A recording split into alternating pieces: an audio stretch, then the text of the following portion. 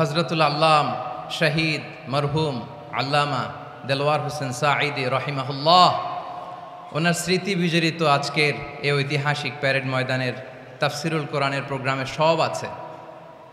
Stage আছে, শ্রোতা আছে, প্যান্ডেল আছে, মিডিয়া কাভারেজ আছে, কিন্তু আমাদের কলিজার টুকরাটা আমাদের মাঝে নাই। আজকের এই প্রোগ্রামে আলোচক হয়ে এই চেয়ারে আমি না বসে ওই শ্রোতাদের কাতারে বসে যদি আমাদের আল্লামার নুরানি চেহারার দিকে তাকিয়ে ওয়াজ শুনতে পারতাম, আমাদের হৃদয়টা ঠান্ডা হয়ে যেত, আমাদের তৃষ্ণার্ত হৃদয় শান্ত হতো। সব আজকে আছে, কি যেন নাই, ঠিক কিনা বলেন? আল্লাহ তাআলা প্রতি 100 বছরে একজন মুজাদ্দিদ পাঠায়, প্রতি 100 বছরে একজন মুজাদ্দিদ, যিনি সমাজকে সংস্কার করেন। আল্লামা দেলওয়ার হোসেন সাঈদী রহিমাহুল্লাহ ছিলেন তেমন একজন মুজাদ্দিদ। চিৎকার করে বলেন ঠিক কিনা? উনি শিরক বিদআতের আস্তানাকে তছনছ করে দিয়েছেন, তাওহীদের বাণীকে সমুন্নত করেছেন, গণমানুষের কাছে তাফসিরুল কোরআনকে জনপ্রিয় করেছেন। আজীবন আজীবন তিনি ইসলামকে বিজয়ী শক্তি হিসেবে দেখার স্বপ্ন দেখতেন। এত প্রাঞ্জল ভাষা, এত চমৎকার আধুনিক প্রেজেন্টেশন, গণমানুষের কাছে কোরআনের তাফসিরকে এভাবে জনপ্রিয় করে তোলার মতো ব্যক্তিত্ব আল্লামা সাঈদী ছাড়া দ্বিতীয় কেউ এই বাংলার ভূখণ্ডে নাই। এই যে তাফসিরুল কোরআন, এই যে টার্মিনোলজি, এই টার্মটাই উনি আসলে জনপ্রিয় করেছেন। আমরা আগে জানতাম না যে এভাবে তাফসির করা যায়, এভাবে scientific indications of the Holi কোরআনকে মানুষের কাছে পেশ করা যায়, এভাবে এত জীবন ঘনিষ্ঠ করে, এত ইন্টারেক্টিভ করে কোরআনের কথাগুলো মানুষের কাছে উপস্থাপন করা যায়। উনি অন্যায়ের বিরুদ্ধে সবসময় সোচ্চার ছিলেন, প্রতিবাদী কণ্ঠস্বর ছিলেন। ওনার আলোচনা শুনলে দেহের রক্ত টকবক করে ফুটতে থাকতো। আল্লাহু আকবার, আল্লাহু আকবার, আল্লাহু আকবার। He was a strong mouthpiece of Islamic revivalism. Islamic জাগরণের স্ট্রং মাউথপিস ছিলেন আল্লামা সাঈদী রাহিমাহুল্লাহ।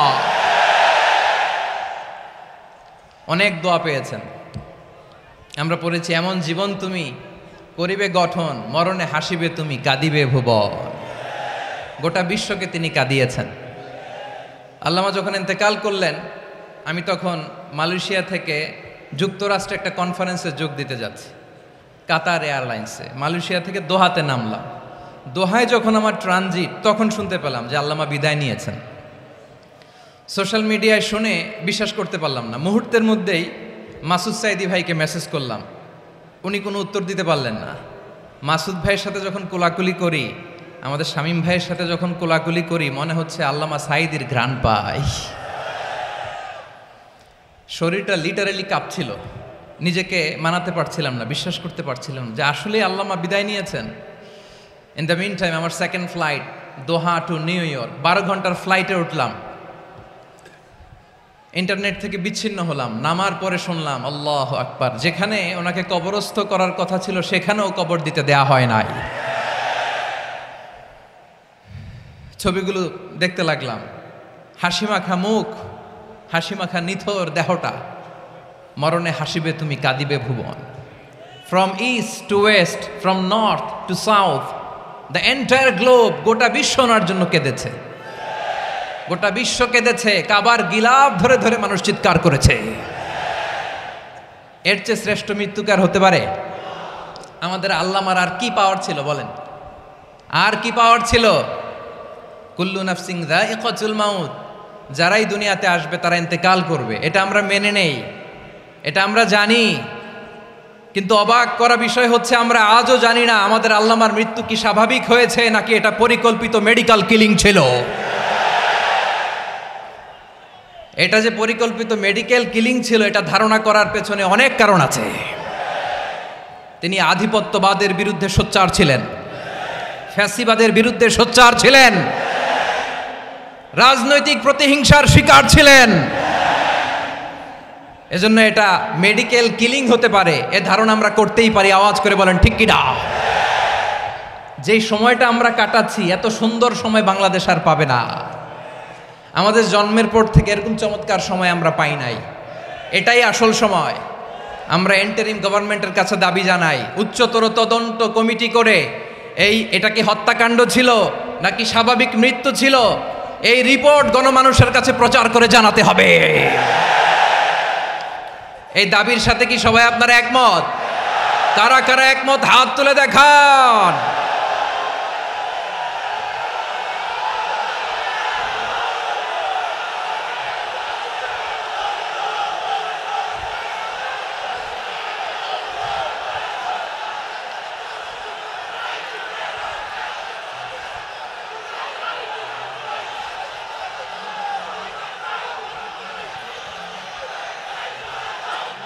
আমার প্রিয় ভাইয়েরা, প্রিয় চট্টলাবাসী, আল্লাহ তাআলা তার এই মুখলেস গোলামকে তার জান্নাতুল ফেরদাউসের মেহমান হিসেবে কবুল করুক, তার জীবনের সকল খেদমাগুলোকে কবুল করুক, জান্নাতুল ফেরদাউসের আলা মাকামে তাকে মেহমান হিসেবে কবুল করুক। আল্লামা শহীদ দেলোয়ার হোসেন সাঈদী রাহিমাহুল্লাহ, উনি ছাড়াও এই ঐতিহাসিক ময়দানে কথা বলেছেন আল্লামা লুৎফুর রহমান রাহিমাহুল্লাহ। চলে গিয়েছেন আমাদেরকে ছেড়ে। তিনি বলতেন ইনশাল্লাহ মিজান আবার আসবে। হুজুর আমি তো আসলাম, আপনি তো আমাদেরকে ছেড়ে চলে গেলেন। আল্লাহু আকবার, আল্লাহু আকবার, আল্লাহু আকবার। গলায় কোনো সুর ছিল না, সুর দিয়ে কথা বলতেন না, কিন্তু এত চমৎকার শব্দের বুনন, এত চমৎকার প্রেজেন্টেশন, এত চমৎকারভাবে ঐতিহাসিক বর্ণনাগুলো তিনি উপস্থাপন করতেন। মন্ত্রমুগ্ধ হয়ে আমরা আল্লামা লুৎফুর রহমানের কথা শুনেছি। আমরা হযরতুল আল্লামা লুৎফুর রহমান রাহিমাহুল্লাহর জন্য এই বিশাল ময়দান থেকে দোয়া করছি, আল্লাহ তাআলা তুমি তোমার এই খাদেমকে জান্নাতের মেহমান হিসেবে কবুল করে নাও। আরো অনেক আল্লামারা এখানে কথা বলেছেন, বিশেষ করে বাইতুল শরফের মরহুম পীর সাহেব হুজুর থেকে শুরু করে আরো যারা যারা তারকাতুল্য ওলামায়ে কেরাম এই চট্টগ্রামের ময়দানে কথা বলেছেন, আলো ছড়িয়েছেন। আমরা এই লক্ষ লক্ষ তাওহীদি জনতাকে নিয়ে তাদের জন্য দোয়া করছি, আল্লাহ তাআলা ওনাদের জীবনের সকল ভুল ত্রুটি ক্ষমা করে দিয়ে তাদেরকে জান্নাতুল ফেরদাউসের মেহমান বানিয়ে নিক। আমরা এই ঐতিহাসিক প্যারেড ময়দানের প্রোগ্রাম থেকে স্মরণ করতে চাই 24-এর ছাত্র নাগরিক অভ্যুত্থানে আমার যে সমস্ত ছাত্র নাগরিক ভাইয়েরা দেহের তাজা রক্ত বিলি দিয়ে নতুন বাংলাদেশ আমাদেরকে উপহার দিয়েছে। বিশেষ করে আপনাদের এই চট্টগ্রামের শহীদ ফয়সাল, শহীদ ওয়াসিম সহ সকল শহীদকে আল্লাহ তাআলা কবুল করুক। আমরা সবাই পড়ি আমিন।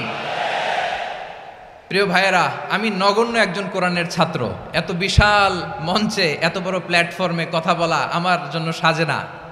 তারপরও আমাদের মুরব্বীরা আমাদের ডানে বায়ে বসে আছেন, ওনাদের আদেশক্রমে, ওনাদের অনুমতিক্রমে কিছু কথা আজকের এই ঐতিহাসিক প্রোগ্রামে আপনাদের সামনে উপস্থাপন করার চেষ্টা করব। ওমা তৌফিক ইল্লা বিল্লাহ। প্রিয় ভাইয়েরা, 5 দিন ব্যাপী এই তাফসিরুল কোরআনের প্রোগ্রামে অনেক ওলামা হযরত কথা বলেছেন। যারা কোরআন সুন্নাহ থেকে আমাদেরকে কোরআনের কথাগুলো শোনালেন, আমরা যেন সেগুলো আমল করতে পারি, আল্লাহ আমাদেরকে তৌফিক দান করুক। শুরুতে আমাদের নিয়তটাকে খালেস করে নেওয়া দরকার। এই যে গ্যাদারিং, এই যে হিউজ শোডাউন, এগুলো যদি আমাদের নিজেদেরকে পরিবর্তন না করে তাহলে এতে কোনো লাভ নাই। জোরে বলেন ঠিক কিনা? এই প্রোগ্রাম যদি আমাদের জীবনকে পরিবর্তন করে, আমাদের চিন্তার ডিএনএ কে চেঞ্জ করে দেয়, তাহলেই চট্টগ্রামের প্যারেড ময়দান সার্থক। আসুন আমরা চিন্তাকে খালেস করে নেই। আমরা সবাই নিয়ত করি যে যতটুকু কথা আমরা কোরআনের আলোকে শুনবো, আমলের নিয়তে শুনবো ইনশাআল্লাহ। বলেন সবাই। আপনারা সবাই ঠিকঠাক আছেন তো? কখন আসছেন আপনারা? সবাই আসছেন কখন? সকালে, কেউ দুপুরে, 9টায়? আল্লাহ আল্লাহ আল্লাহ। দুপুরের খাবার খাওয়ার সুযোগ হয়েছিল? খান নাই? রোজা রাখছেন? আহা, আমি কি দিয়ে বিদায় দেব আমার এই ভাইগুলোরে? আল্লাহ তুমি আমার ভাইগুলোরে কবুল করো। ইসলামের পক্ষের এই গণজোয়ারকে আগামীর বাংলাদেশের ইসলামের জন্য তুমি কবুল করো। যেই ভালোবাসা ইসলামের জন্য হয়, যেই গণজোয়ার কোরআনের জন্য হয়, পৃথিবীর কোনো শক্তি দিয়ে সেটাকে আটকানো যায় না। জোরে বলেন ঠিক কিনা? এজন্য গ্রাজুয়ালি, সিস্টেম্যাটিক্যালি, মেথোডোলজিক্যালি আমাদেরকে আগাতে হবে, শুধু আবেগ দিয়ে নয়। বিবেকেরও দরকার আছে না নাই? প্রিয় ভাইয়েরা, আসুন, আমাদের কথা অনেক বেশি, সময় অনেক কম। আমরা আর কাল বিলম্ব না করে মহাবিশ্বয় মহাগ্রন্থ আল কোরআন আল কারীম থেকে কিছু কথা শুনি। আমি যেই টপিকটা নিয়ে আজকের ঐতিহাসিক চট্টগ্রামের প্যারেড ময়দানের তাফসিরুল কোরআন প্রোগ্রামে আলোচনা করব, সেটা হচ্ছে সূরাতু আন-নাহলের 90 নম্বর আয়াত নিয়ে কিছু কথা আমরা উপস্থাপন করবার চেষ্টা করব ইনশাআল্লাহ। আমার খুতবার শুরুতেই আপনারা মোটামুটি আন্দাজ করে ফেলেছেন যে আমি কি নিয়ে আলোচনা করব, কারণ যে আয়াতটি আমি তেলাওয়াত করেছি এই আয়াতটি প্রায়শই এই ভূখণ্ডে, এই বাংলাদেশে জুমার দিনে খতিব সাহেবরা দ্বিতীয় খুতবা শেষের দিকে পড়ে না? কি কমন পড়ছে? ইন্নাল্লাহা ইয়া'মুরু বিল আদলি ওয়াল ইহসান ওয়া ইতা'i যিল কুরবা ওয়া ইয়ানহা আনিল ফাহশাই ওয়াল মুনকারি ওয়াল বাগি ইয়া'iদুকুম লাআল্লাকুম তাযাক্কারুন। মুখস্থ আছে না সবার? আসুন আমরা এই আয়াতের সরল অর্থ, এর মর্মবাণী, এর সংক্ষিপ্ত তাফসীর সবাই মিলে আজকের এই প্রোগ্রাম থেকে উদ্ধার করার চেষ্টা করি। আপনারা মনোযোগী আছেন তো? ইনশাআল্লাহ। এই আয়াতটা অনেক কম্প্রিহেন্সিভ একটা আয়াত। সাইয়েদনা আব্দুল্লাহ ইবনে মাসউদ রাদিয়াল্লাহু তাআলা আনহু উনি বলেছেন, ইন্নাহা মিন আজমাই আয়াতিল কুরআন। এটা কোরআনের সবচেয়ে জামে মানে আয়াত। যদিও ছোট্ট আয়াত, অল্প কিছু কথামালা, কিন্তু তিনি বলতেন এটা কোরআনের সবচাইতে জামে মানে সবচেয়ে কম্প্রিহেন্সিভ একটা আয়াত, যেখানে কথা কম, শব্দ কম, কিন্তু এটার দোতনা, এটার আবেদন, এটার মিনিং অনেক বেশি। সুবহানাল্লাহ। এই আয়াতে আল্লাহ তাআলা বেসিকলি আমাদেরকে 3টা বিষয়ে আদেশ করেছেন আর 3টা বিষয়ে বারণ করেছেন, মানে নিষেধ করেছেন। আওয়াজ করে বলুন, আদেশ করেছেন কয়টা? প্রিয় চট্টলার ভাইয়েরা, আমার মতো এই যে 3 আঙ্গুল উঁচু করে বলেন, আদেশ করেছেন কয়টা? আবার নিষেধও কয়টা? মানবো তো আমরা ইনশাআল্লাহ? বলেন সবাই। 3 do's and 3 don'ts, do's and don'ts। 3টা আদেশ, 3টা নিষেধ। এই 3টা আদেশ আর 3টা নিষেধের ভেতরে আল্লাহ তাআলা গোটা ইসলামী শরিয়ার মূল নির্যাসকে ঢুকিয়ে দিয়েছেন। সুবহানাল্লাহ। এই ছোট্ট একটা আয়াতে গোটা ইসলামী শরিয়ার, the gist, the cream of the creams, গোটা ইসলামী শরিয়ার মূল নির্যাসকে আল্লাহ ঢুকিয়ে দিয়েছেন। 3টা আদেশ আর 3টা নিষেধ। আসুন আমরা সরাসরি কোরআন থেকে শুনি, সবাই পড়ুন। আউযু বিল্লাহি মিনাশ শাইতানির রাজীম। বিসমিল্লাহির রহমানির রহিম। ইন্নাল্লাহা ইয়া'মুরু বিল আদলি ওয়াল ইহসানি ওয়া ইতা'i যিল কুরবা ওয়া ইয়ানহা আনিল ফাহশাই ওয়াল মুনকারি ওয়াল বাগি ইয়া'ইযুকুম লা'আল্লাকুম তাযাক্কারুন।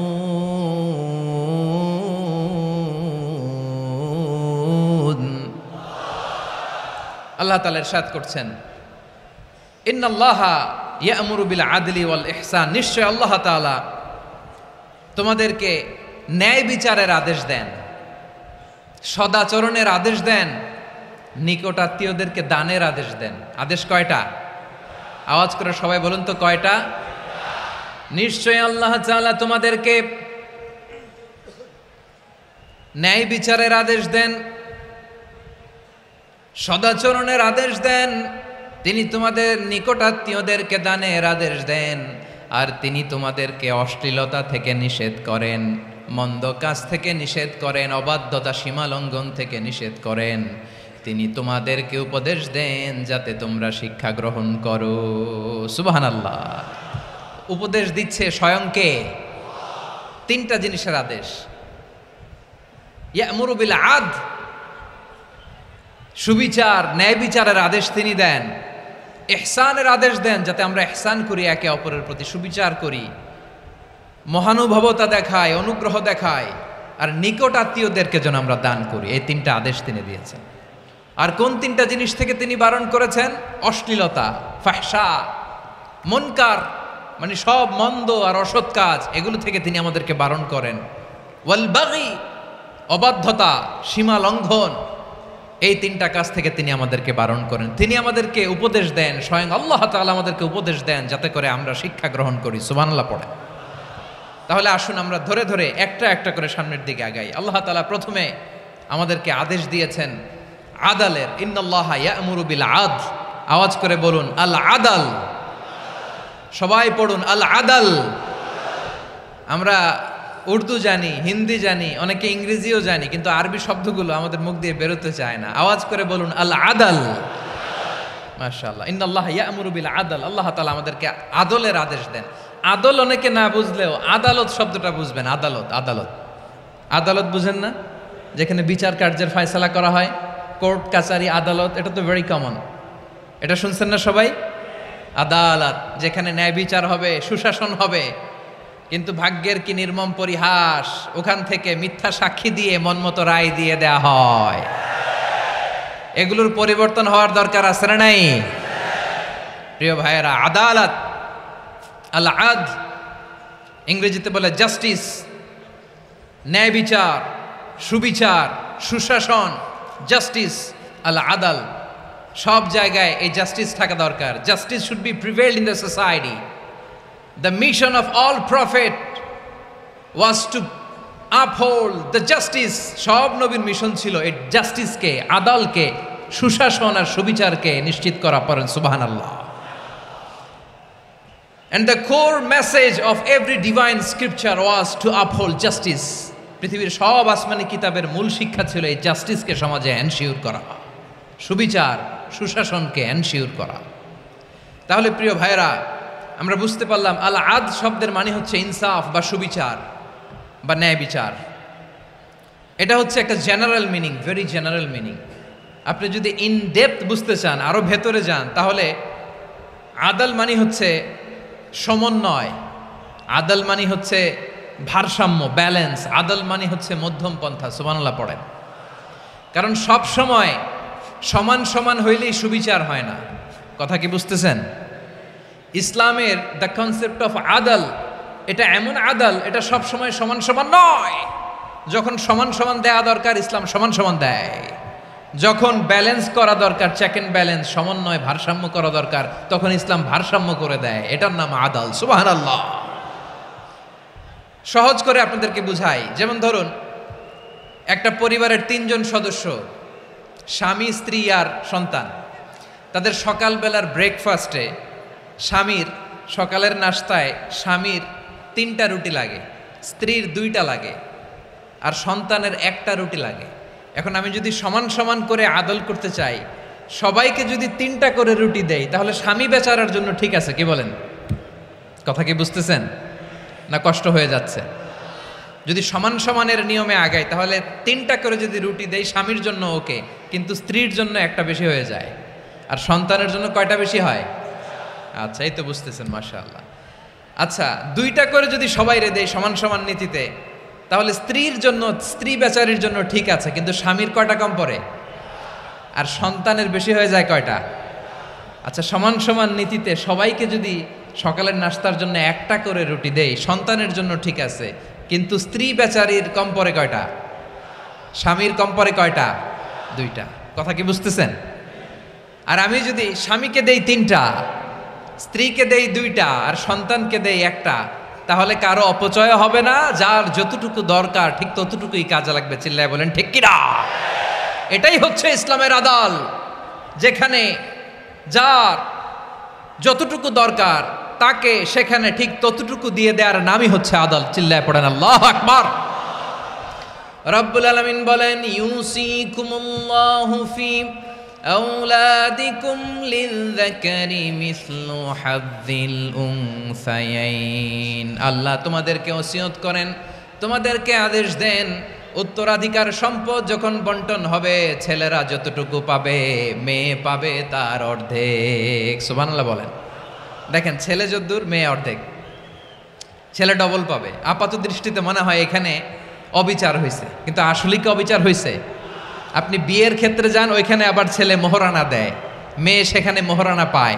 তাহলে চেক অ্যান্ড ব্যালেন্স, ভারসাম্য, ব্যালেন্স, মধ্যম পন্থা এখানে আছে না নাই?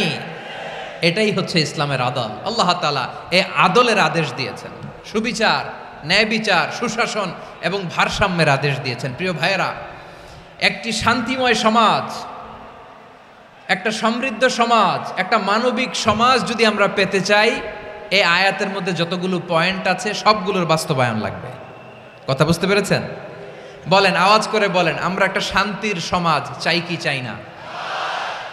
আমরা একটা সমৃদ্ধ বাংলাদেশ চাই কি চাই না? আমরা একটা মানবিক বাংলাদেশ চাই কি চাই না?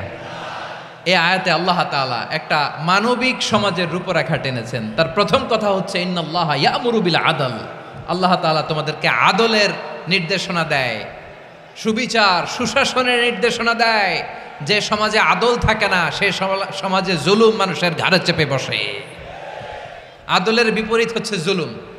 আদলের বিপরীত কি? জুলুম বা জাওর, অত্যাচার, অবিচার, বৈষম্য।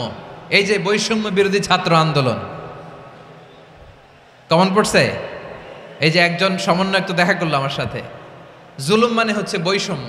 বৈষম্যের স্থান ইসলামে নাই, অবিচারের স্থান ইসলামে নাই, জুলুমের স্থান ইসলামে নাই।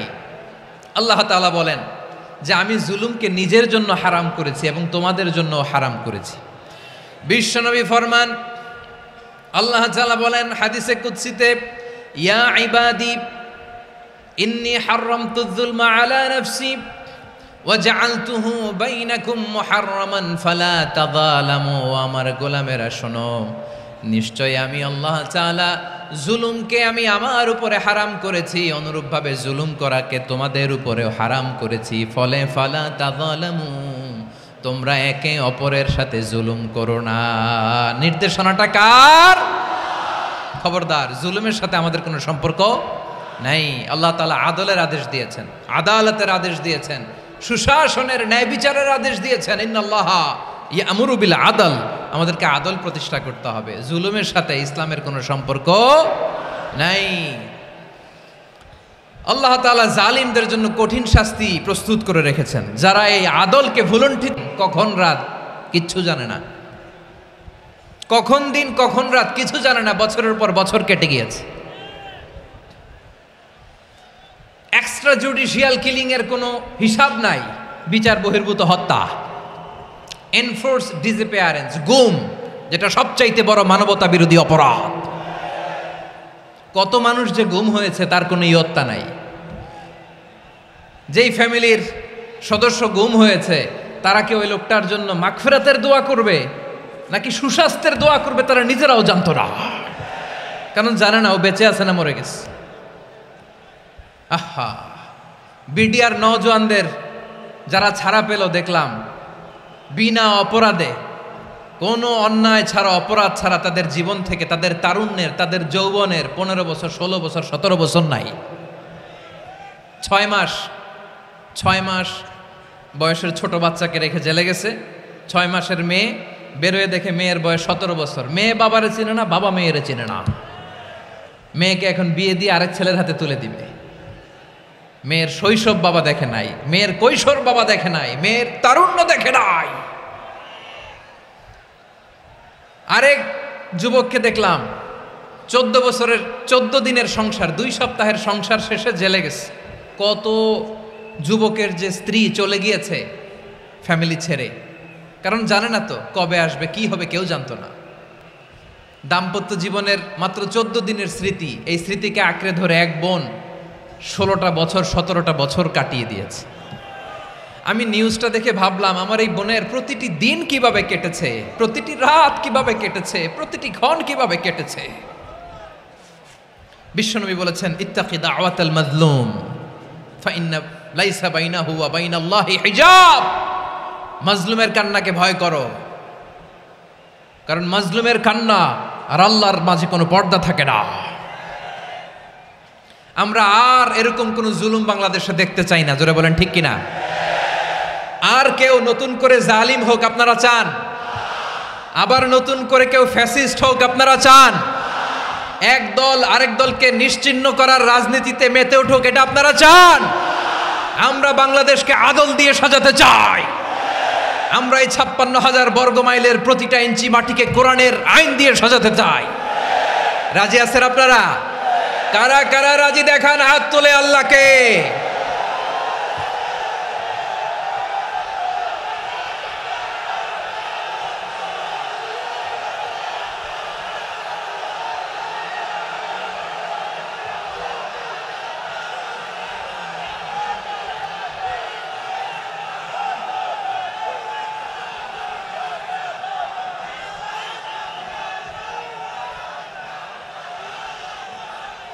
বসুন আমার প্রিয় বীর চট্টলার তৌহিদি মুসলমান, আমরা আর নতুন করে কেউ জালিম হোক এটা চাই না, নতুন করে আবার কেউ ফ্যাসিস্ট হোক আমরা চাই না, এক দল আরেক দলকে নিশ্চিহ্ন করার রাজনীতি করুক আমরা চাই না।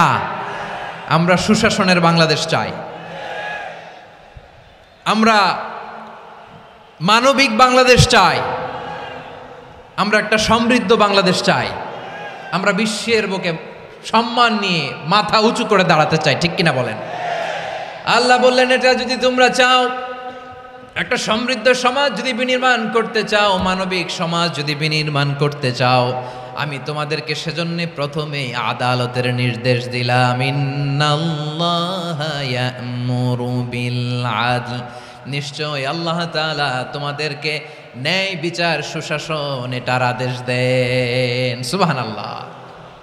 আদাল, ন্যায় বিচারের আদেশ আল্লাহ তাআলা কোরআনের বিভিন্ন আয়াতে দিয়েছেন। আল্লাহ তাআলা বলছেন, ইন্নাল্লাহা ইয়া'মুরুকুম আন তুআদ্দুল আমানাতি ইলা আহলিহা ওয়া ইযা হাকামতুম বাইনান নাসি আন তাহকুমু বিল আদল ইন্নাল্লাহা নি'ম্মা ইয়া'iযুকুম বিহি ইন্নাল্লাহা কানা সামিআন বাসীরা।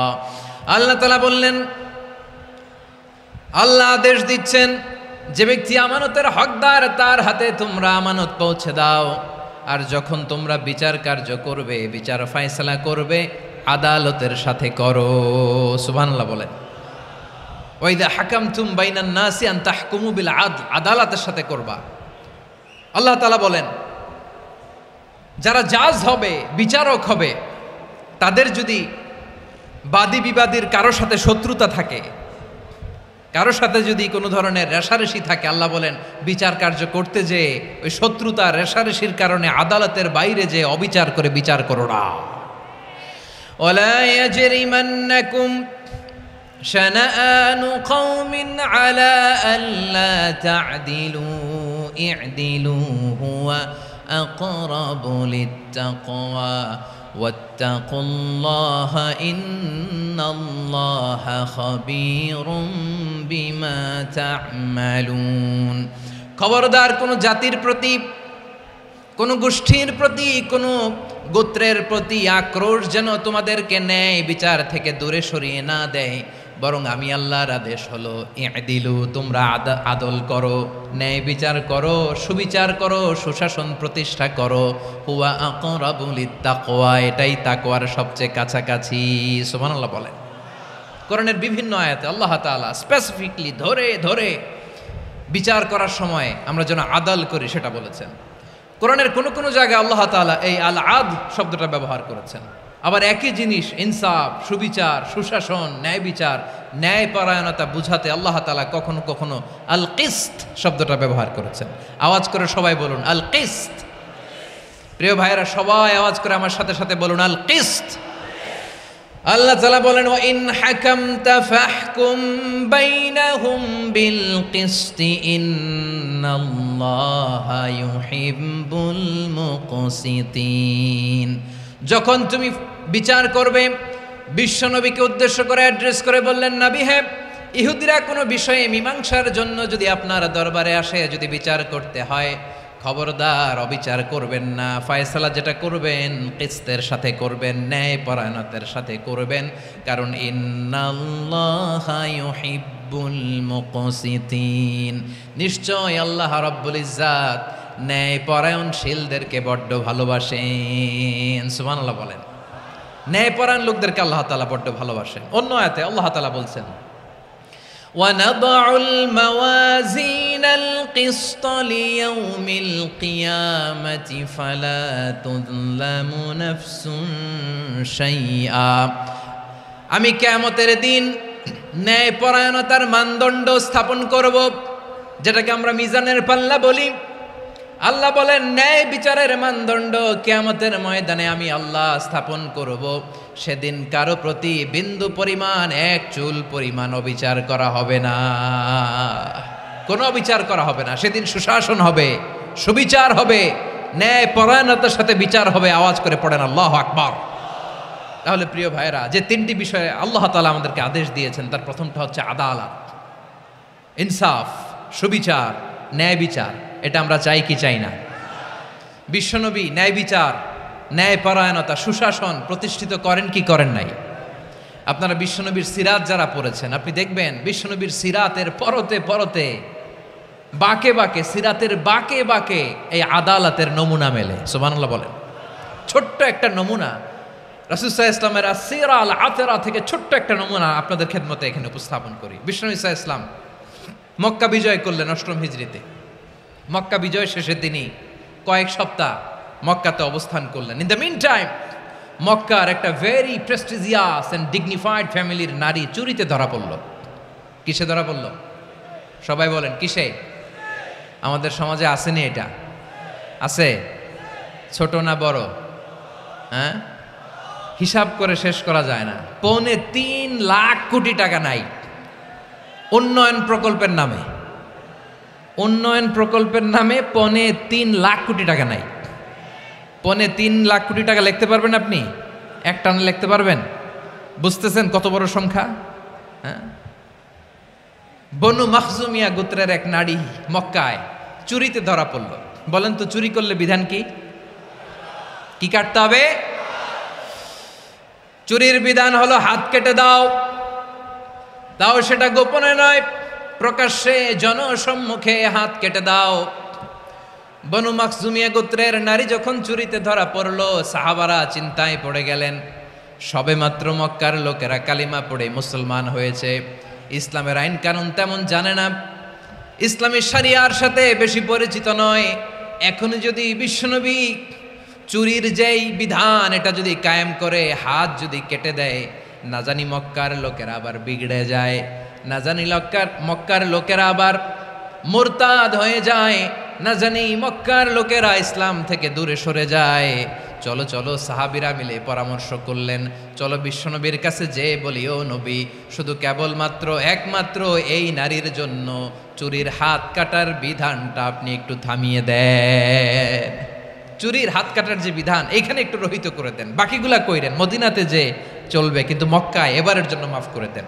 কিন্তু কে বলবে? এই যে পরামর্শ, সাজেশন, এটা কে দিবে বিশ্বনবীর কাছে? সাহাবারা চিন্তায় পড়ে গেলেন। আল্লাহর নবীর সামনে দাঁড়িয়ে আল্লাহর দেয়া হুদুদ, আল্লাহর দেয়া বিধান থামিয়ে দেওয়া, মাফ করে দেওয়া, এই কথা বিশ্বনবীর সামনে বলার সাহস তো কেউ রাখে না। কেউ কেউ বলল, বিশ্বনবীর পালক পুত্র যায়েদ বিন হারেসার সন্তান উসামারে বিশ্বনবী নাতির মতো আদর করে, বড্ড বেশি ভালোবাসে উসামারে। এজন্য সাহাবারা উসামাকে বলতো হিব্বু রাসূলিল্লাহ, বিশ্বনবীর ভালোবাসা। কি বলতো? সাহাবীরা বললেন, বিশ্বনবীর ভালোবাসা হিব্বু রাসূলিল্লাহ, উসামারে পাঠাও। উসামারে বিশ্বনবী নাতির মতো স্নেহ করে, মায়া করে, ভালোবাসে। আমরা পারবো না, উসামা পারবে। সবাই মিলে ফুসিয়ে ওসামাকে, ছোট্ট ওসামাকে রাজি করালো। ওসামা এমন এমন কথা যে তুমি বিশ্বনবীর কাছে বলতে হবে, পারবা নাকি? ওসামা বলে পারবো। সাইয়েদনা ওসামা রাদিয়াল্লাহু তাআলা আনহু তরুণ সাহাবী বিশ্বনবীর কাছে গেলেন, যে বললেন, নবী, বনু মাখজুমিয়া গোত্রের এক নারী চুরিতে ধরা পড়েছে, এবারের জন্য কি এই মহিলাটারে মাফ করে দিলে হয় না? এবারের জন্য একটু ক্ষমা করা যায় না নবী? বিশ্বনবী বলেন, আতাশফাউ ফি হাদ্দিম মিন হুদুদিল্লাহ, তোমার এত বড় সাহস উসামা, তুমি আল্লাহর হাদ, আল্লাহর দেয়া বিধান, এটার ব্যাপারে সুপারিশ করতে এসেছো?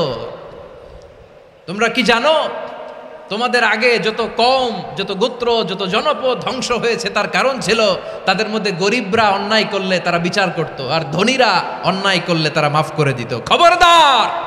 ওয়া আইমুল্লাহ লাউ আন্না ফাতিমাতা বিনতি মুহাম্মাদিন সারাকাত লাকাতা মুহাম্মাদুন ইয়াদাহা।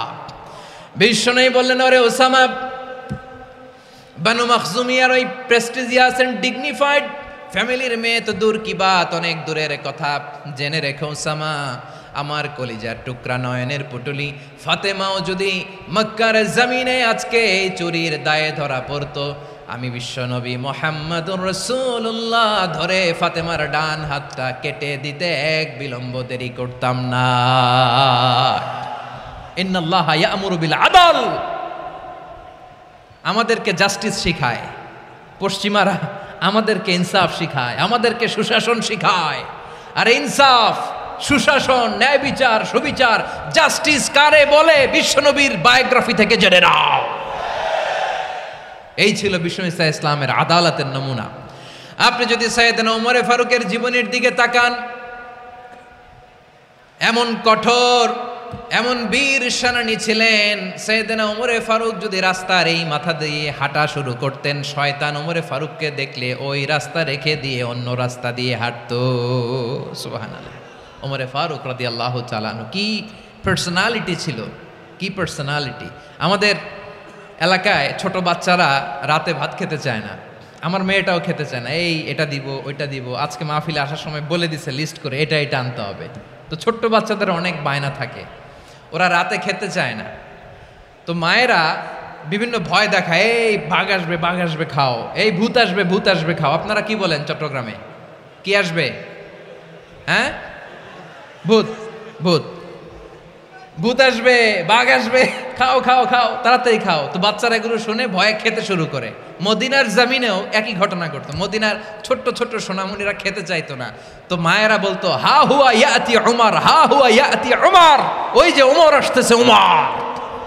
ওমরে ফারুকের কথা শুনলে বাচ্চারা একেবারে ঠান্ডা। সুবহানাল্লাহ পড়বেন না? প্রভু তুমি বলেছ রাসূল দেবে না, বলনি দেবে না ওমর, বলনি দেবে না হামজা তারিক, খালিদ বিজয় সমর। প্রভু তুমি বলেছ রাসূল দেবে না, বলনি দেবে না ওমর, বলনি দেবে না হামজা তারিক, খালিদ বিজয় সমর। প্রভু তুমি বলেছ রাসূল দেবে না। আল্লাহু আকবার।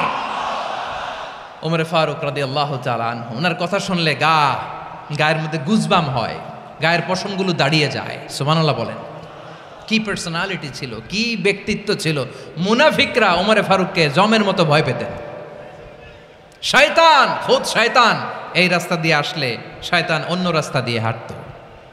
ওমর ফারুক রাদিয়াল্লাহু তাআলা আনহুর জীবনে যদি দেখেন, তাহলে সেখানে আপনি আদালতের, ইনসাফের, সুশাসনের, জাস্টিসের নমুনা দেখতে পাবেন। কয়টা শুনবেন? সাইয়েদনা ওমর ফারুকের রাদিয়াল্লাহু তাআলা আনহুর সন্তান আব্দুর রহমান মিশরে মদ খেয়ে মদ্যপ অবস্থায় ধরা পড়েছে। মদ খাওয়ার কারণে, মদ যদি কেউ পান করে আর যদি প্রমাণিত হয়, তার বিচার হলো 80 বেত। আওয়াজ করে বলেন কয় বেত? বাংলাদেশেও তো এই আইন আছে নাকি? বাংলাদেশে আছে? হ্যাঁ, মদ খাইলে 80 বেত, এই আইন বাংলাদেশে চালু হোক। আমরা চাই কি চাই না? চাই সবাই। এজন্যই তো ইসলাম ভাল লাগে না। ইসলামকে ভাল লাগে না। ইসলামকে আউট করে রাখতে পারলেই তো এরকম বড় বড় বোতল খাওয়া যায়। একেবারে সহজ, পানির মতো সহজ। হিসাব একেবারে সহজ। ওমরে ফারুক রাদিয়াল্লাহু তাআলা আনহুর ছেলে ভুল করে মদ পান করে ফেলেছিলেন। আব্দুর রহমান, ঘটনা ঘটেছে মিশরে। মিশরের গভর্নর তখন আমর ইবনুল আস রাদিয়াল্লাহু তাআলা আনহু। আব্দুর রহমানের ভাই যে গভর্নরকে বলল, গভর্নর যদি একটু দয়া করেন, খলিফার ছেলে আমার ভাই আব্দুর রহমান মদ্যপ অবস্থায় ধরা পড়েছে, জনসম্মুখে যদি আপনি বেত্রাঘাত করেন আমাদের প্রেস্টিজ থাকে না, যদি আশীর্বাদ আপনি মারেন আমার কোনো কথা নাই, কিন্তু ঘরের ভেতরে মারেন। আব্দুর রহমানের ভাইয়ের সুপারিশ শুনে সাইয়েদনা আমর ইবনুল আস রাদিয়াল্লাহু তাআলা আনহু রাজি হয়ে গেলেন। ঘরের ভেতরে লোকচক্ষুর আড়ালে আশীর্বাদ তিনি মানলেন। কিন্তু ঘটনাক্রমে এই কথা লুকিয়ে লুকিয়ে ঘরের ভেতরে আশীর্বাদ মারার কথা সাইয়েদনা ওমর ফারুক মদিনা থেকে জানতে পারলেন। মদিনা থেকে তিনি ফরমান জারি করলেন, এই বিচার যেমনটি আমর ইবনুল আস আদায় করেছে এটা প্রকৃতপক্ষে আদায় হয় নাই। আসো সবাই মদিনায় আসো, আমর ইবনুল আস মদিনায় আসো, আব্দুর রহমানও আসো, সবাই আসো, জনসম্মুখে এই বিচার কার্যকর করতে হবে। সাইয়েদনা ওমর ফারুক মসজিদে নববীর পিলারের মধ্যে নিজের ছেলেকে বাঁধলেন, আবার জনসম্মুখে ৮০টা বেত তার গায়ের মধ্যে মারলেন। মাজমুয়ে ফাতাওয়া ইবনে তাইমিয়া রাহিমাহুল্লাহ উনি এটা নকল করেছেন। এটা সবচেয়ে বিশুদ্ধ মত। আরো অনেক মত আছে, মারা গেছে কবরের উপর, ওগুলো বাদই দিলাম। কেমন খলিফা ছিলেন, কেমন খলিফা! পশ্চিমারা তোমরা জাস্টিস আমাদেরকে শেখাও, ইনসাফ কারে বলে সুশাসন আমাদেরকে তোমরা শিখাও। ওমরে ফারুক রাদিয়াল্লাহু তাআলা আনহু ওই বিচারকে তিনি ধর্তব্য মনে করেন নাই। মদিনাতে এনে আবার জনসম্মুখে আবার ৮০ বেত মেরেছেন। মিশরে ওমরে ফারুক রাদিয়াল্লাহু তাআলা আনহু আমর ইবনুল আসকে গভর্নর করে পাঠালেন। সেখানে আমর ইবনুল আসের ছেলে একটা প্রতিযোগিতায় রানার আপ হয়েছে। এক মিশরি সেখানে চ্যাম্পিয়ন হয়েছে। রানার আপ বুঝতে পেরেছেন তো? রানার আপ সেকেন্ড হয়েছে, এক মিশরি হয়েছে চ্যাম্পিয়ন প্রথম। কিন্তু গভর্নরের ছেলে ও জিততে পারে নাই। ও রাগে ওই মিশরির গায়ের মধ্যে কয়েকটা লাঠি দিয়ে বাড়ি মেরেছে। মিশরি যে মদিনাতে ওমরে ফারুকের কাছে বিচার দিলেন, আপনার গভর্নরের ছেলে অন্যায়ভাবে আমার গায়ে হাত তুলেছে। সাইয়েদনা ওমরে ফারুক আবার ফরমান জারি করলেন, আসো মদিনাতে আসো। মিশরীকে ডাকলেন। ওই মিশরের গভর্নর আমর ইবনুল আস রাদিয়াল্লাহু তাআলা আনহুকে ডাকলেন, তার ছেলেকেও ডাকলেন। সবাই বসে রইল। আমর ইবনুল আস রাদিয়াল্লাহু তাআলা আনহু মাথা নিচু করে বসে আছেন, লজ্জায় কাচুমাচু। হায় হায়, আজকে আমার ছেলের কারণে আমিরুল মুমিনিন খলিফাতুল মুসলিমিন ওমরে ফারুকের কাছে আমি জনসম্মুখে লজ্জিত হচ্ছি। সাইয়েদনা ওমরে ফারুক বললেন, এই নাও লাঠি, গভর্নরের ছেলে তোমার মাথার মধ্যে যতগুলো বাড়ি মেরেছে আজকে জনসম্মুখে তুমি অতগুলা বাড়ি মারো। মিশরি বলে, থাক, আপনি যে ডেকে আনছেন সবার সামনে এটা বলছেন, এতেই আমি খুশি। আল্লাহু আকবার! আপনার মহানুভবতা দেখে আমি খুশি, আর অপমানের দরকার নাই। ওমরে ফারুক বলে, না, খবরদার, এই কথা মিশরি তুমি বলো না, মারো, যতগুলা বাড়ি মেরেছে মারো। বাধ্য হয়ে মিশরি আমর ইবনুল আসের সামনে ওনার কলিজার টুকরা সন্তানের মাথার মধ্যে বাড়ি মারতে আরম্ভ করলেন। ঠিক যতগুলা বাড়ি গভর্নরের ছেলে আমর ইবনুল আসের ছেলে মিশরির গায়ে মেরেছিল, মাথায় মেরেছিল, মিশরি গুনে গুনে ততটা মারলেন। এই দৃশ্য দেখে ওমরে ফারুক রেগে মেগে আগুন, রাগের চোটে রাগ সামলাতে না পেরে আর নিজেকে সামলাতে না পেরে মিশরিরে বললেন, ছেলেরে মারা শেষ হয়ে গেলে এবার বাবার টাক মাথার মধ্যে কয়েকটা বাড়ি মার। রাগের চোটে, আউট অফ অ্যাঙ্গার, রাগের চোটে যে আমার পাঠানো গভর্নর আমর ইবনুল আস তার ছেলেকে কেন আদব তারবিয়া কেন শিক্ষা দিতে পারে না। ছেলেরে মারা হইলে এবার আমর ইবনুল আসের মাথার মধ্যে দুইটা মারো। এটা রাগে বলেছেন, এটা শাস্তি হিসেবে না। সুবহানাল্লাহ পড়ে। তোমরা আমাদেরকে সুশাসন শিখাও, আমাদেরকে সুশাসন শিখাও। বিশ্বনবী বলেন, আদল এটা যেন তেন বিষয় না, এটা দিয়েই মানবিক সমাজ গড়তে হবে। আল্লাহ তাআলা কিয়ামতের কঠিন ময়দানে যেদিন স্বামী স্ত্রীকে চিনবে না, স্ত্রী স্বামীকে দেখে পালিয়ে যাবে, বন্ধু বন্ধুরে চিনবে না, পীর সাহেব মুরিদরে চিনবে না, মুরিদ পীর সাহেবরে চিনবে না, দলের কর্মী তার নেতা চিনবে না, নেতা তার কর্মীরে চিনবে না, বন্ধু বন্ধুরে দেখে পালাবে। এই কঠিন মুহূর্তে সূর্যটা মাথার কাছে চলে আসবে, জমিনটা তামার জমিন হবে। আজকের জমিনের মতো নয়, মানুষ ঘর্মাক্ত, ক্লান্ত, শ্রান্ত মাথার মগজগুলো কানের ছিদ্র আর নাকের ছিদ্র দিয়ে বেয়ে বেয়ে পড়বে। বিশ্বনবী ফরমান, কিয়ামতের ওই কঠিন ময়দানে 7 শ্রেণীর ব্যক্তিকে রব্বুল আলামিন তার আরশের নিচে ছায়া দিবেন। তার মধ্যে প্রথম শ্রেণীর ব্যক্তি হলো ইমামুন আদিল। ইমামুন আদিল, ন্যায়পরায়ণ শাসক, যে ইনসাফের সাথে বিচার করে, যে জাস্টিস সমাজে সার্ভ করে, যে সুশাসন নিশ্চিত করে, ওই ইমামুন আদিল। আদিল শব্দটা বুঝছেন না? ইন্নাল্লাহা ইয়া'মুরু বিল আদল, পাইছেন? আদিল।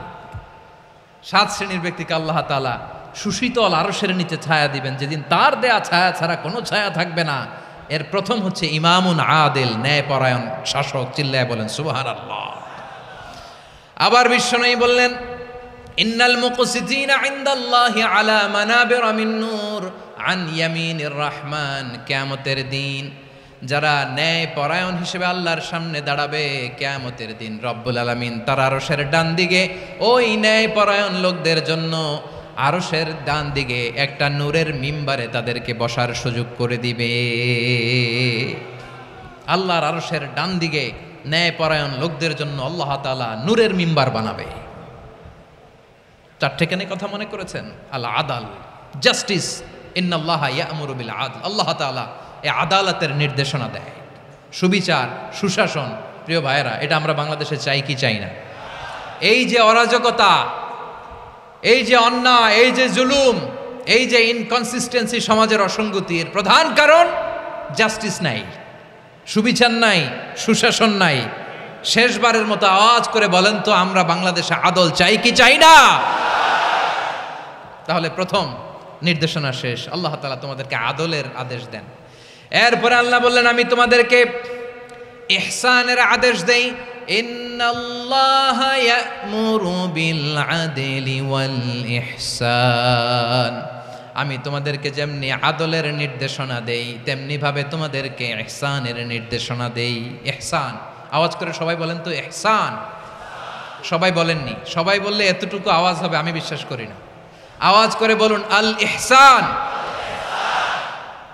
ইহসান মানে কারো প্রতি সফট হার্টেড হওয়া, মহানুভব হওয়া, অনুগ্রহ পরায়ণ হওয়া, অনুগ্রহশীল হওয়া, একে অপরের প্রতি দয়াদ্র হওয়া।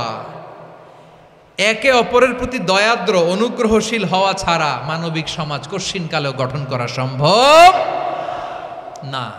প্রিয় ভাইয়েরা, সুন্দর আচরণ দিয়ে, ইহসান দিয়ে যা জয় করা যায়, নরম আচরণ দিয়ে যেটা অর্জন করা যায়, কঠোরতা দিয়ে সেটা পারা যায় না। বিষ্ণু ঈসা ইসলাম ইহসান দিয়ে, কোমল আচরণ দিয়ে, তার অনুগ্রহ দিয়ে তিনি অনেক কাফিরের হৃদয়কে জয় করে ফেলেছেন। সাইয়েদনা সুমামা ইবনে উসাল রাদিয়াল্লাহু তাআলা আনহুর কথা মনে পড়ে যায়। তিনি ছিলেন ইয়ামামার বাদশা। মদিনাতে বিশ্বনবীকে হত্যা করার নিয়তে এসেছিলেন। গোপনে গোপনে বিশ্বনবীকে হত্যা করে আবার ইয়ামামাতে তিনি ফিরে যাবেন। কিন্তু কি অবাক করা কাণ্ড, হত্যা করতে পারে নাই, সাহাবাদের হাতে তিনি ধরা পড়ে গেলেন। সাইয়েদনা সুমামা ইবনে উসাল রাদিয়াল্লাহু তাআলা আনহু হত্যার নিয়তে আসলেন, কিন্তু হত্যা করতে পারলেন না। সাহাবারা ওনাকে ধরে ফেললেন, ধরে মসজিদে নববীর পিলারের মধ্যে বেঁধে রাখলেন। সুমামা ইবনে উসাল, সিরাত থেকে শুনে, সিরাত থেকে শোনাচ্ছি, রাদিয়াল্লাহু তাআলা আনহু ইয়ামামার অধিপতি ছিলেন। ইয়ামামা বিশ্বনবীকে হত্যার জন্য আসছেন, ধরা পড়ে গেছেন, এখন মসজিদে নববীতে বেঁধে রাখছে, তার মানে বন্দী। তো এখন স্ট্যাটাস কি? বন্দী, ক্যাপটিভ। তো বিষ্ণু ঈসা ইসলাম সাহাবাদেরকে বললেন, তার খোঁজ খবর নিও, সুমামা ইবনে উসালের খোঁজ খবর নিও। সাহাবার বলেন, ইয়া রাসূলুল্লাহ, আপনাকে হত্যা করতে এসেছে, তার তো কঠিন ক্যাপিটাল পানিশমেন্ট হওয়া দরকার, কঠিন শাস্তি হওয়া দরকার। বিশ্বনবী বললেন, না, আমি যেটা জানি তোমরা সেটা জানো না, তোমরা সুমামার সাথে ভালো আচরণ করো। বিশ্বনবী সুমামার কাছে গেলেন। প্রথম দিন যে তিনি কালেমার দাওয়াত দিলেন, ইমানের দাওয়াত দিলেন, ইসলামের দাওয়াত দিলেন। রিসালাতের দাওয়াত দিলেন, আখিরাতের দাওয়াত দিলেন। পরের দিন যে বিশ্বনবী সালাতের দাওয়াত দিলেন, যাকাতের দাওয়াত দিলেন, ইসলাম কি, কিভাবে, কেমন করে পালন করতে হয় চমৎকার আর্টিকুলেট করতে শুরু করলেন। তন্ময় হয়ে সুমামা ইবনে উসাল রাদিয়াল্লাহু তাআলা আনহু বিশ্বনবীর কথাগুলো শুনতে আরম্ভ করলো। একদিন নয়, 2 দিন নয়, টানা 3 দিন বিশ্বনবী সুমামার কাছে ইসলামকে প্রেজেন্ট করেছেন, উপস্থাপন করেছেন। আওয়াজ করে বলেন, কয় দিন? 3 দিন। 3 দিন মসজিদে নববীতে বাধা। আর সাহাবীদেরকে বললেন, তার খোঁজ খবর নিও, তোমরা যে রুটি বানাও এর মধ্যে সবচেয়ে ভালো আটার রুটিটা তারে দিও, সবচেয়ে রিফাইন্ড খেজুর, যেটা পিওর খেজুর, এটা তারে দিও। আর বিশ্বনবী নিজের উট থেকে দুধ দহন করে ওনার বাড়ির এক কর্মচারীকে বলেছেন, দুধ দহন করে সুমামার জন্য নিয়ে যেও। সুবহানাল্লাহ পড়বেন না? সবাই তো অবাক, ইয়ামামা থেকে আসছে নবীকে হত্যা করতে, বিশ্বনবী দেখে তারে জামাই আদর করে, তাকে মজার মজার খাবার দিও, দুধ দিও, আদর আপ্যায়ন করো। 1 দিন নয়, 2 দিন নয়, টানা 3 দিন বিশ্বনবী এভাবে সুমামার কাছে যেয়ে ইসলামকে প্রেজেন্ট করতে আরম্ভ করলেন, ইসলামকে উপস্থাপন করতে শুরু করলেন। আর তাকে চমৎকার এন্টারটেইনমেন্ট, আপ্যায়ন দিতে আরম্ভ করলেন। টানা 3 দিন যখন ইসলামের দ্য বিউটিজ অফ ইসলাম, ইসলামের সুমহান বাণী, সৌন্দর্য তার কাছে উপস্থাপন শেষ, তাকে আপ্যায়ন শেষ, বিশ্বনবী বললেন সাহাবেদেরকে, যাও এবার সুমামার হাতের পায়ের রশি দুটো খুলে দাও। তারা বললেন, ইয়া রাসূলুল্লাহ, কি বলেন আপনি? ও তো হত্যাকারী, সুযোগ পায় নাই, আপনারে মারতে পারে নাই, ছেড়ে দিলে আবার ও আপনার উপর তলোয়ার নিয়ে ঝাঁপিয়ে পড়বে। নবী, এই সিদ্ধান্ত আপনি নিতে যাবেন না। বিশ্বনবী বললেন, যেটা বলেছি সেটা করো, সুমামার রশিগুলো ছেড়ে দাও, সুমামার হাতে পায়ের রশিগুলো যে তোমরা খুলে দাও। সাহাবারা তর্ক জুড়ে দিলেন, লা ইয়া রাসূলুল্লাহ, এমনটা করবেন না, তো ভয়ঙ্কর ভয়ঙ্কর খুনি, কি জানি কি হয়ে যায়। বিশ্বনবী বললেন, না, তার হাতে পায়ের রশিগুলো খুলে দাও। সাহাবারা বিশ্বনবীর কথা মতো তার হাতে পায়ের রশিগুলো খুলে দিল। সুমামা মুহূর্তের মধ্যে মসজিদে নববী থেকে বের হয়ে ইয়ামামায় ফিরে না যে মসজিদে নববীর পাশে একটা খেজুর বাগান ছিল, সেখানে চলে গেলেন। সেখানে একটা ছোট্ট কুয়া ছিল, কুয়ার পানি দিয়ে তিনি গোসল করলেন। সুবহানাল্লাহ পড়েন।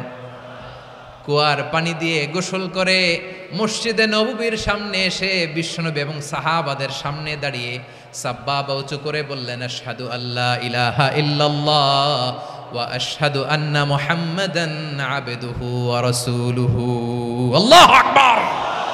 আমি সাক্ষ্য দিচ্ছি আল্লাহ ছাড়া কোনো ইলাহ নাই, আর মুহাম্মদ আল্লাহ তাআলার প্রেরিত বান্দা এবং রাসূল। প্রিয় ভাইয়েরা, ইহসান দিয়ে যা জয় করা যায়, কঠোরতা দিয়ে সেটা কঠিনকালেও জয় করা যায় না। আওয়াজ করে বলেন, ঠিক কি না?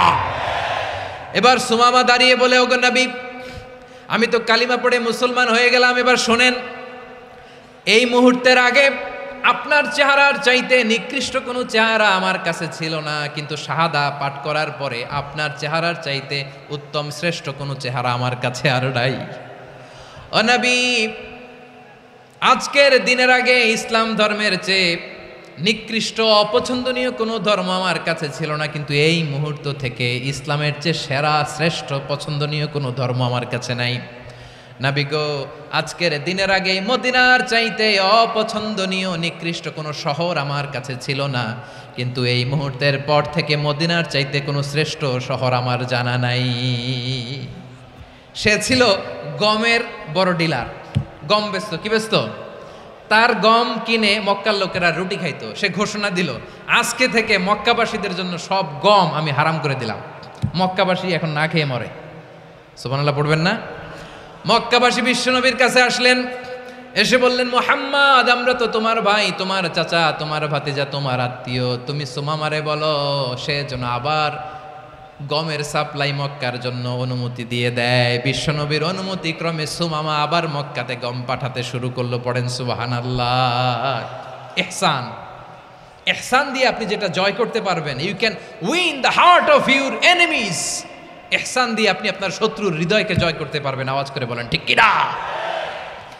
এজন্য আল্লাহ বললেন, ওয়া আনফিকু ফি সাবিলিল্লাহি ওয়া লা তুলকু বিআইদিকুম ইলাত তাহলুকা ওয়া আহসিনু ইন্নাল্লাহা ইউহিব্বুল মুহসিনিন। তোমরা আল্লাহর রাস্তায় দান করবে, আর নিজেরা নিজেদেরকে ধ্বংসের হাতে ঠেলে দিও না, তোমরা একে অপরের প্রতি ইহসান করবে, কারণ ইহসানকারীদেরকে আল্লাহ বড্ড ভালোবাসেন। সুবহানাল্লাহ পড়েন। আবার সূরা রহমানে আল্লাহ বললেন, হাল জাযাউল ইহসানি ইল্লাল ইহসান ফাবিআইয়ি আলা, সবাই পড়েন, ফাবিআইয়ি আলাই রাব্বিকুমা তুকাযযিবান। ইহসানের প্রতিদান হিসেবে ইহসানই হয়। বিশ্বনবী সুমামার প্রতি যেমন ইহসান করেছেন, সুমামাও ঠিক তেমন ইহসান ফিরিয়ে দিয়েছে। ঠিক কিনা বলেন? তাহলে 1 নম্বরে হচ্ছে আদ, ন্যায় বিচার। 2 নম্বরে সবাই বলেন ইহসান, সদাচরণ। ইহসান 2 ধরনের প্রিয় ভাইরা, ইহসান ফিল ইবাদা, ইহসান ফিল মুআমালা। ইহসান ফিল ইবাদা হচ্ছে একাগ্র অনুভবে ইবাদতে ডুব দেওয়া, এর নাম ইবাদতের ইহসান। সুবহানাল্লাহ পড়ে। বিশ্বনবী বলেন ইহসান মানে কি জানো নাকি? হাদিসে জিবরিলে সাইয়েদনা জিবরিল আলাইহিস সালাম বিশ্বনবীকে বললেন, আখবিরনি আনিল ইহসান। নবী আমাদেরকে বলেন ইহসান মানে কি? বিশ্বনবী বললেন, আনতা আবুদাল্লাহ কাআন্নাকা তারাহু ফাইন লাম তাকুন তারাহু ফাইন্নাহু ইয়ারাক। ইহসান মানে হলো এমন ভাবে তুমি আল্লাহর সামনে নিজেকে উজাড় করে ইবাদত করবে, তুমি ভাববে তুমি আল্লাহকে দেখতে পাচ্ছ। আর এটা যদি ভাবা তোমার জন্য কঠিন হয়ে যায়, অন্তত এতটুকু তুমি ভাববা যে আল্লাহ তোমাকে দেখতে পাচ্ছেন। ঠিক কিনা বলেন? ও আমার বীর চট্টলার ভাইয়েরা, কেউ যেটা দেখে না সেটা দেখে কে? এই বিশ্বাস হৃদয়ের মধ্যে আছে? নামাজে যখন দাঁড়ান এই ফিলিংসটা আনা যাবে? হ্যাঁ, এশার সালাত তো এখনো হয় নাই না? আলোচনা শেষে এশার সালাত এখানে অনুষ্ঠিত হবে, তাই না? আচ্ছা বলুন তো, আমরা এশার সালাত পর্যন্ত বেঁচে থাকবো এই গ্যারান্টি আছে কার কার? হাত তোলেন। কয়েকজন হাত তুলছে পেছনে, না বুঝে তুলে ফেলছে। এশা পর্যন্ত যে আমরা হায়াত পাবো কোনো গ্যারান্টি আছে? সবাই আওয়াজ করে বলেন, গ্যারান্টি আছে?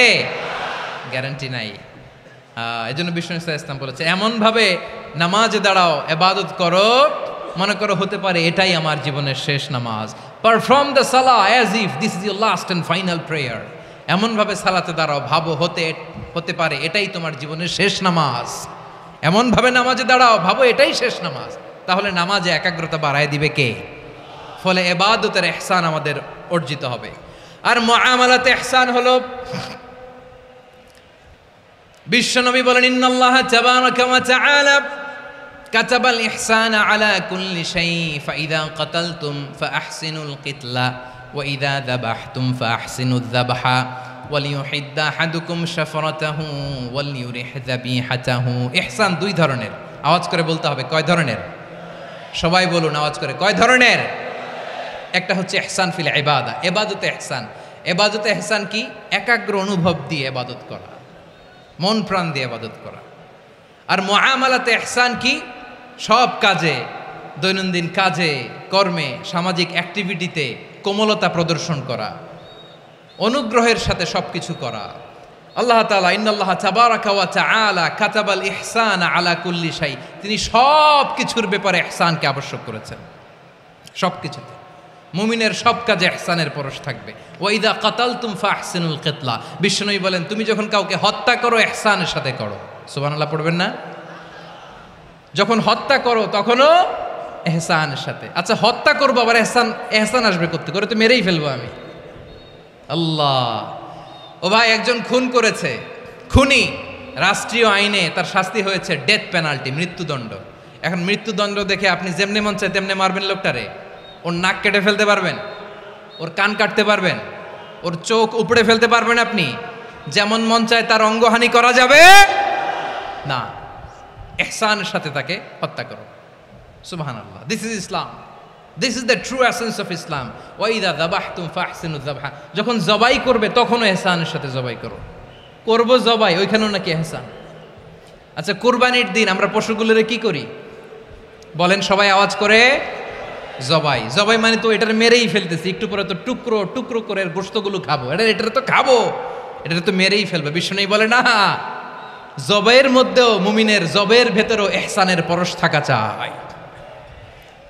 যখন জবাই করবে প্রাণীটাকে হাত পা টাইট করে বেঁধে নাও, ছুরিটাকে শার্পেন করে নাও, ধারালো করে নাও, যাতে অল্প সময়ে জবাইটা হয়ে যায়, প্রাণীটা যাতে কম কষ্ট পায়। সুবহানাল্লাহ পড়ে। দিস ইজ কল্ড ইহসান। ইহসান, আল্লাহ তাআলা যেমনি আদলের আদেশ করেছেন, ন্যায় বিচার, জাস্টিস এনশিওর করতে বলেছেন, সমাজে ইহসানের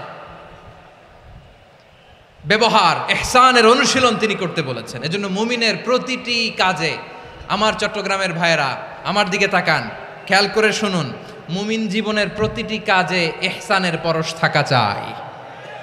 আমরা যেন আমাদের পরিবারের প্রতি ইহসান করি, আমরা যেন আমাদের কর্মচারীদের প্রতি ইহসান করি, আমরা যেন আমাদের কলিগদের প্রতি ইহসান করি, আমরা যেন আমাদের ভাইদের প্রতি ইহসান করি। মুমিন জীবনের প্রতি কাজে ইহসানের পরশ থাকার দরকার আছে না নাই? কথা বুঝতে পেরেছেন? তাহলে আল্লাহ তাআলার 3টা আদেশ ছিল, কয়টা গেল? ভুলে গেছে, ভুলে গেছে চট্টগ্রাম। 3টা আদেশের মধ্যে কয়টা বললাম? প্রথমে কি ছিল? আদল। 2 নম্বরে, 3 নম্বরে রব্বুল আলামিন বললেন ওয়া ইতা ইদিল কুরবা, নিকটাত্মীয়দেরকে দান করো। নিকট আত্মীয়দেরকে দাও, যারা তোমাদের ব্লাড কানেকশনের আত্মীয় তাদেরকে তোমরা দাও। এখানে জেনারেলি বললেন দাও, কি দিব সেটা তিনি এখানে বলেন নাই, সেটা তিনি সূরাতুল ইসরার মধ্যে বলেছেন। আল্লাহ বলেন ওয়া আতিযাল কুরবা হাক্কাহ, নিকট আত্মীয়দেরকে তাদের অধিকার, তাদের প্রাপ্য তোমরা বুঝিয়ে দাও। দেখেন, একটা শান্তির সমাজ, একটা সমৃদ্ধ সমাজ, একটা মানবিক সমাজ গঠনের জন্য আল্লাহ তাআলা বেশি না, মাত্র 3টা অর্ডার, 3টা ভার্ডিক্ট তিনি জারি করেছেন। 1 নাম্বার সুশাসন, ন্যায় বিচার। 2 নাম্বার ইহসান। 3 নাম্বার নিকটাত্মীয়, যারা কাছের, তোমার ভেরি ক্লোজ রিলেশনশিপে আছে, তাদেরকে দাও। দাও, দিলে বাড়িয়ে দেয় কে? অনেকে দিতে চায় না, কৃপণতা করে। দিলে বাড়ায় দেয় কে?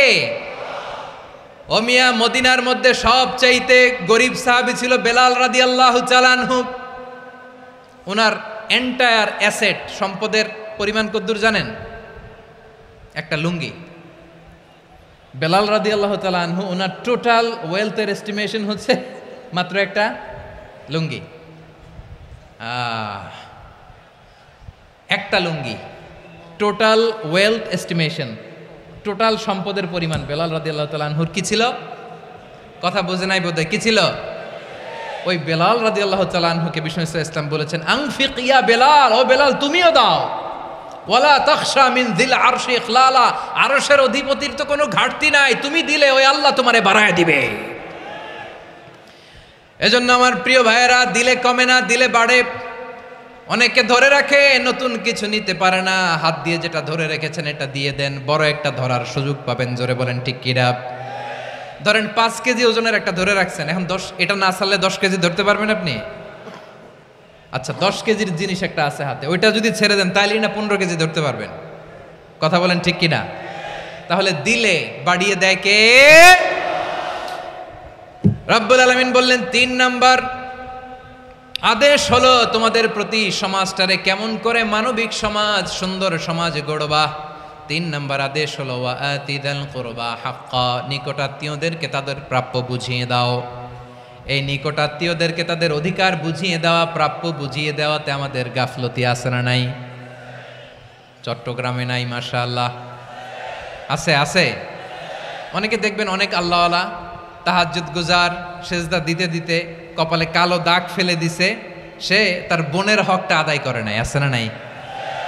হ্যাঁ, এখানেও আছে। সর্বনাশ। অনেক বড় হাজী সাহেব, বিশাল লম্বা দাড়ি, ছেলেরে সব দিয়ে দিছে, মেয়েরে কিছু দেয় নাই, মেয়ের হক আদায় করে নাই। আছে না নাই? এই হাজী সাহেবেরা, এই আল্লাহওয়ালারা কিয়ামতের ময়দানে আটকে যাবে। আপনি অন্যের অধিকার নষ্ট করেছেন, তাদের রাইটসকে ভায়োলেট করেছেন। এজন্য আল্লাহ তাআলা বলেন, কারো অধিকার যদি কেউ নষ্ট করে, ওই সমাজটা মানবিক সমাজ কঠিনকালেও হতে পারে না। এজন্য 3 নম্বর আল্লাহ বললেন ওয়া ইতা ইদিল কুরবা, নিকটাত্মীয়দেরকে দাও। কি দিবা? তাদের অধিকার দিয়ে দাও।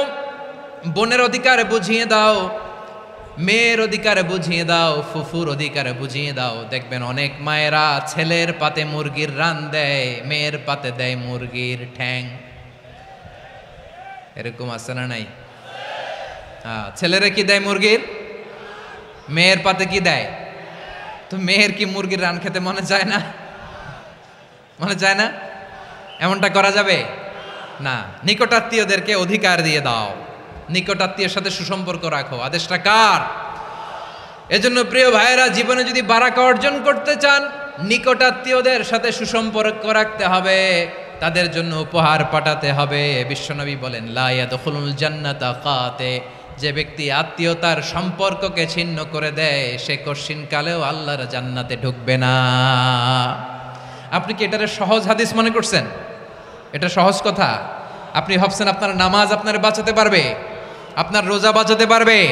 আপনার তাহাজ্জুদ আপনারে বাঁচাতে পারবে? আপনি অধিকার নষ্ট করলে কিছুই আপনারে বাঁচাতে পারবে না। এজন্য নিকট আত্মীয়দেরকে দিতে হবে বেশি বেশি। বিশ্বনবী বলেন, ইন্না সাদাকাতা আলাল মিসকিনি সাদাকা ওয়া আলা যির রাহিমি ইসনাতান সাদাকাতুন ওয়া সিলা।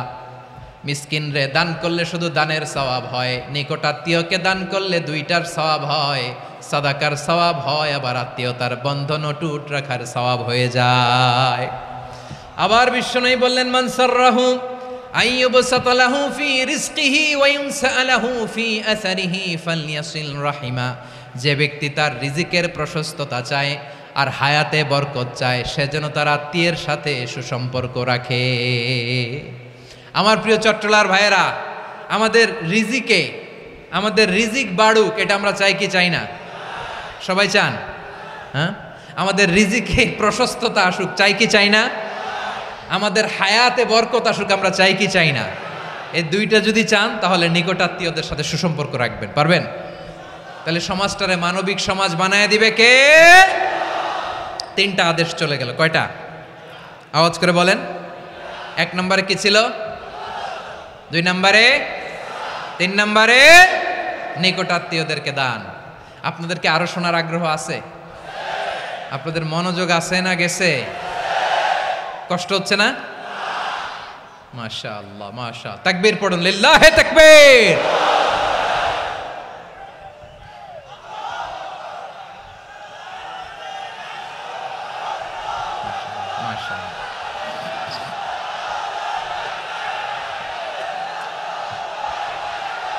আমার প্রিয় ভাইয়েরা, আল্লাহ তাআলা 3টা জিনিসের যেমনি আদেশ করেছেন, অনুরূপভাবে 3টা বিষয় তিনি বারণ করেছেন, নিষেধ করেছেন। ওগুলোর কাছেও যাওয়া যাবে। শুনবেন। রাব্বুল আলামিন বলেন, ওয়ায়ানহা আনিল ফাহশাই ওয়াল মুনকারি ওয়াল বাগি। আমি যেমনি 3টি বিষয়ে আদেশ করলাম, অনুরূপভাবে 3টি বিষয়ে বারণ করলাম, নিষেধ করলাম। আমার 1 নাম্বার নিষেধাজ্ঞা হলো অশ্লীলতার প্রতি। ফাহশা, ওয়ায়ানহা আনিল ফাহশা। আল্লাহ তাআলা অশ্লীলতাকে নিষেধ করেছেন। কোন জিনিসকে? সবাই বলুন, কোন জিনিসকে? যত ধরনের, যত টাইপের, যত ক্যাটাগরির অশ্লীলতা হতে পারে, সব অশ্লীলতাকে হারাম করেছেন কে? ফাহশা মানে কি? কথায়, কাজে, আচরণে, কমেন্ট, ফেসবুকের কমেন্টসে যত ধরনের নোংরামো আছে, যত ধরনের অশ্লীলতা আছে, এটাকে আরবিতে বলে ফাহশা। এটাকে কি বলে? রাব্বুল আলামিন বলেন, কুল ইন্নামা হাররামা রাব্বিয়াল ফাওয়াহিশা মা যাহারা মিনহা ওয়া মা বাতান। ও নবী, আপনি বলে দেন, আমার রব প্রকাশ্য, অপ্রকাশ্য, স্পষ্ট কিংবা অস্পষ্ট, দৃশ্যমান কিংবা অদৃশ্যমান সব অশ্লীলতাকে হারাম করেছেন। সব ধরনের অশ্লীলতা হারাম, সব ধরনের। আল্লাহ তাআলা আমাদেরকে অশ্লীলতা থেকে বাঁচান। অশ্লীলতা থেকে তিনি আমাদেরকে হেফাজত করুক, পড়েন আমিন। এবার বলেন, আমাদের সমাজে অশ্লীলতা আছে না নাই? চট্টগ্রামে নাই? আমি কই নাই, ওনারা বলে আছে। দেখছেন, আমি সামহাও বাঁচায় দেওয়ার ট্রাই করতেছি, ওনারা বলে আছে। অশ্লীলতা নানা ভাবে, নানা নামে, নানা মোড়কে আমাদের সমাজে আছে না নাই? সংস্কৃতির নামে, ফ্যাশনের নামে, বিনোদনের নামে, উপন্যাসের নামে, কনসার্টের নামে অশ্লীলতা আছে না নাই? আপনি দেখেছেন কনসার্টগুলোর অবস্থা? এই যে আতিফ আসলাম যে আসছে আমাদের দেশে, তারপর কে কে আসছে, আমাদের তরুণ তরুণীরা, আমাদের যুবক যুবতীরা, আমাদের জেনজিরা, কি অবস্থা ওইখানে, হ্যাঁ কি অবস্থা, কে বাঁচাবে ওদের, কে রক্ষা করবে ওদের ইমানের, ওদের চরিত্রের হেফাজতের গ্যারান্টি কে দিবে? কনসার্টের নামে অশ্লীলতা আছে না নাই? ছেলে মেয়ে একে অপরকে জড়ায় ধরতেছে, একে অপরকে চুমু খাচ্ছে প্রকাশ্যে দিবালোকে গণমানুষের সামনে। আল্লাহ তাআলা এই অশ্লীলতা থেকে আমাদেরকে বেঁচে থাকতে বলেছেন, বেঁচে থাকতে বলেছেন। রূপালী জগতের নামে অশ্লীলতা আছে না নাই? এই টার্মটা আপনারা জানেন না? রূপালী জগৎ কি জগৎ? আসলে কি রূপালী জগৎ না অন্ধকার জগৎ? আমার বোনেরা, আপনাদেরকে যে কি বলে তারা বুঝায়, রূপালী জগৎ শুনেই আপনি ভরকে যাবেন না। রূপালী জগতে যে নারী যত বেশি উলঙ্গ সে নাকি তত বেশি সাহসী, জানেন? বলে এটা একটা সাহসী নারী, খুব সাহসী পদক্ষেপ তার। যত বেশি শরীর থেকে কাপড় নামাতে পারবে, যত বেশি বস্ত্রহীন হয়ে নিজেকে প্রেজেন্ট করতে পারবে, সে নাকি তত বেশি সাহসী।